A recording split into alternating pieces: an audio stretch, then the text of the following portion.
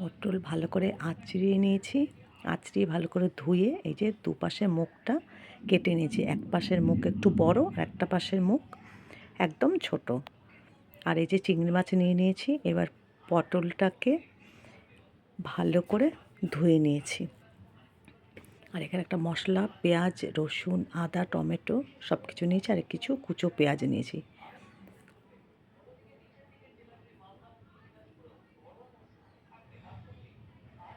এবার পটলটাকে একটা চামচের দ্বারায় যেদিকে বড় মুখ করা সেদিক দিয়ে ওই মুখ দিয়ে ঢুকিয়ে চামচের পেছনটা ঢুকিয়ে ভালো করে এই যে ভেতরে গোল গোল করে ঘুরিয়ে ভেতর থেকে শাঁসগুলো তুলে আনবো। প্রত্যেকটা পটলের এইভাবে চামচ দিয়ে ঘুরিয়ে ঘুরিয়ে শাঁসগুলো বের করে আনবো। শাঁসগুলো এমনভাবে আনতে হবে যেন পটল ফুটো হয়ে না যায়।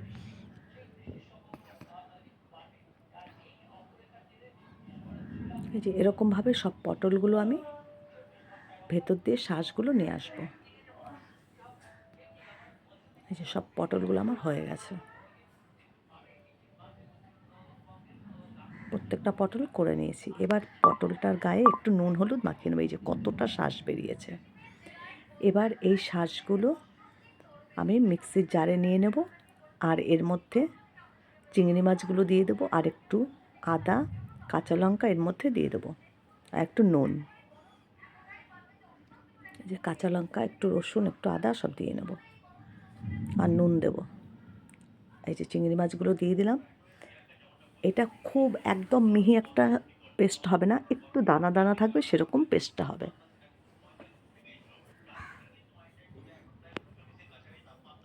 পটলের ভেতরের শাঁসগুলো একদম নরম, বীজ একদমই নেই। পুরো শাঁসগুলো যেহেতু ওইগুলোতে একটু দানা থাকবে না। পটলগুলোর মধ্যে নুন আর হলুদ একটু মাখিয়ে নেব। মাখিয়ে তারপরে কড়াইয়ে তেল দিয়ে, বেশ কিছুটা তেল দিয়ে হালকা করে পটলগুলো সব ভেজে নেব।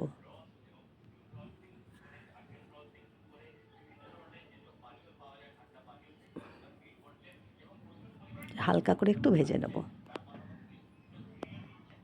এদিকে এই যে পেস্টটা করেছি, এই যে ভেতরে দেখো চিংড়ি মাছগুলো বোঝাই যাচ্ছে দানা দানা রয়েছে। এবার এটাকে ভালো করে, আর এদিকে একটা পেস্ট করে নিলাম। চিংড়ি মাছের আর পটলের যে শাঁসটা পেস্ট করেছি ওটা কড়াইতে ভালো করে একটু শুকনো করে ভেজে নেব। পটলটাই যে হয়ে গেছে, এর থেকে আর বেশি ভাজবো না। পটলগুলো তুলে নিলাম। আর এদিকে কড়াইয়ে তেল দিয়ে দিয়েছি, একটু পেঁয়াজ কুচি দিয়ে দিয়েছি। একটু লাল লাল হলে ওই পেস্টটা এর মধ্যে দিয়ে দেবো। পেস্টটাকে একদম শুকনো করে টেলে নেব পুরটা।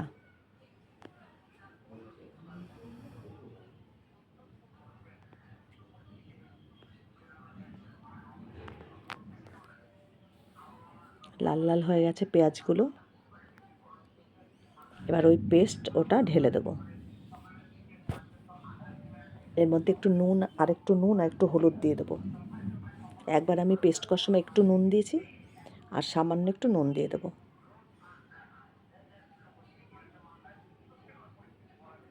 এটা পটলের ভেতরের পুর। এবার ভালো করে টেলে নেব।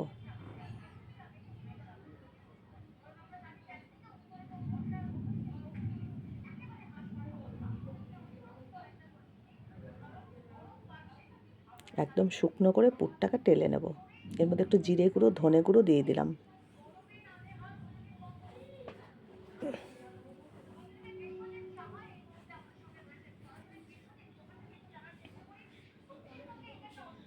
দেখো চিংড়িগুলো কি সুন্দর দানা দানা রয়েছে। আমার এদিকে মশলাটার মধ্যে জিরে গুঁড়ো, ধনে গুঁড়ো, হলুদ সব একসাথে মিশিয়ে রাখবো। আর একটা গুঁড়ো মশলা ওপাশে বানিয়ে রাখবো।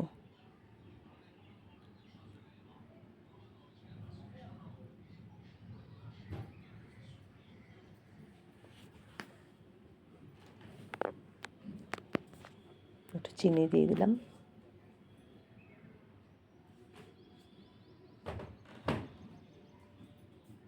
এই যে পুরটা একদম শুকিয়ে গেছে, কড়াই থেকে উঠে এসছে সুন্দরভাবে। এবার এটাকে নামিয়ে ঠান্ডা করে নেব। তারপর প্রত্যেকটা পটলের মধ্যে পুরগুলো ভরে দেব। এই যে পুরটা এবার প্রত্যেকটা পটলের মধ্যে এক এক করে ভরে দেব।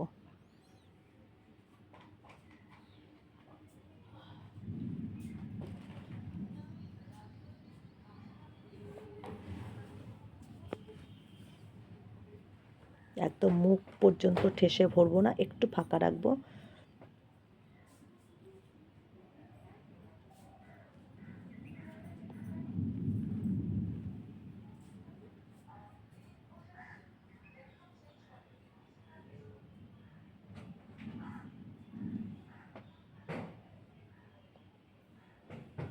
এইভাবে সব পটলগুলো পুর ভরে নেব।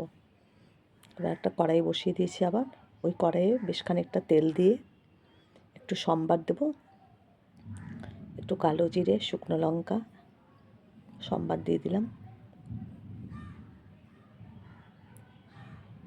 ফোড়নটা একটু লাল লাল হলেই এর মধ্যে সেই পেস্ট করে রেখেছি আদা রসুন, তেজপাতাও একটা দিয়ে দিলাম। আদা রসুন টমেটো পেঁয়াজ লঙ্কা সেই পেস্টটা এর মধ্যে দিয়ে দেবো।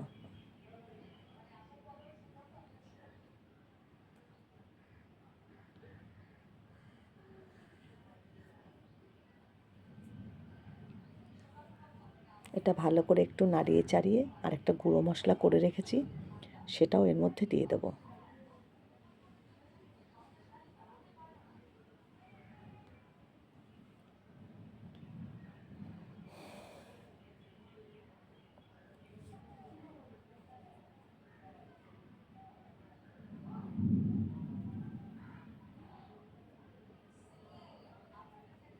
কাশ্মীরি লঙ্কার গুঁড়ো, এটা কিন্তু ঝাল হবে না। আর জিরে ধনে তো আমি আগেই দিয়ে দিয়েছিলাম সেই পেস্টের মধ্যেই। এবার যতক্ষণ না এটা তেল ছাড়ছে মশলাটা, ততক্ষণ পর্যন্ত আমার কষাতে হবে। একটু চিনি দিয়ে দিলাম। এই যে মশলাটা প্রায় হয়ে এসেছে, তেল ছাড়তে শুরু করে দিয়েছে। আর একটু কষিয়ে এর মধ্যে পরিমাণ মতন জল দিয়ে দেবো।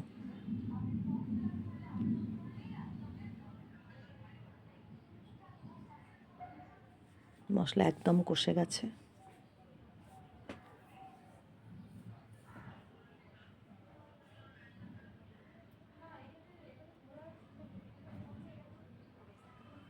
পরিমাণ মতন জল দিয়ে দিলাম। এবার ভালো করে মশলাটাকে জলের সাথে মিশিয়ে তারপর পটলগুলো সব এর মধ্যে দিয়ে দেবো। ঝোলটাও ফুটে উঠেছে, এবার পটলগুলো সব সাজিয়ে সাজিয়ে দিয়ে দেবো।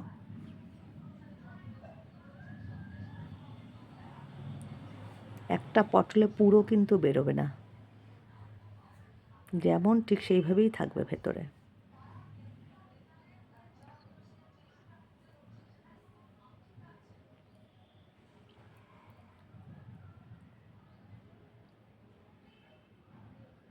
এই ভিডিওটা কিন্তু মিউজিক দিয়েও করে দেওয়া আছে, তাও আমি এটা মুখেও বলে দিলাম, তার জন্য আবার ভিডিওটা করলাম।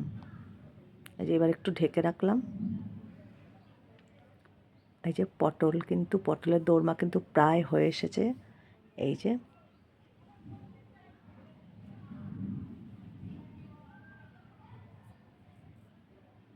একদমই হয়ে গেছে।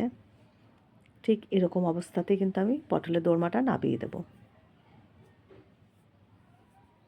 মশলা যখন কষিয়েছি তার মধ্যে কিন্তু একটু সামান্য গরম মশলাও দিয়ে দিয়েছি।